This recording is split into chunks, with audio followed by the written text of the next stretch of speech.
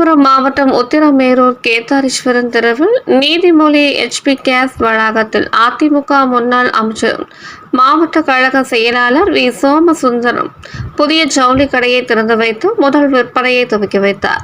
மேலும் பெண்களுக்கான premium quality புடவை, நைட்டி, சுடிதார் உள்ளிட்ட தரமான ஆடைகளும், தீபாவளி மற்றும் திருமண சுக நிகழ்ச்சிகளுக்கு பெண்களுக்கான தேவையான ஆடைகளும் இங்கு கிடைக்கிறது.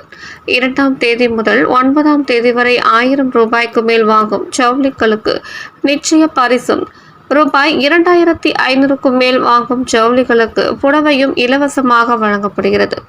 இந்நிகழ்ச்சியில் கழக அமைப்பு செயலாளர் வாலாஜாபாத் கணேசன், மாவட்ட வர்த்தக அணி மாவட்ட தலைவர் தமிழ்ச்செல்வன், மாவட்ட கைத்தறி பிரிவு செயலாளர் வில்வபதி, மாணவரணி செயலாளர் திலக்குமார், ஒன்றிய செயலாளர் பிரகாஷ் பாபு, திருவந்தார் முருகன், உத்திரமேரூர் பேரூராட்சி செயலாளர் விஜயவிஷ்ணு ஆகியோர் கலந்து கொண்டனர். நிகழ்ச்சிக்கு வருகை தந்த அனைவரையும் தேவிகா தமிழ்ச்செல்வன் வரவேற்றார்.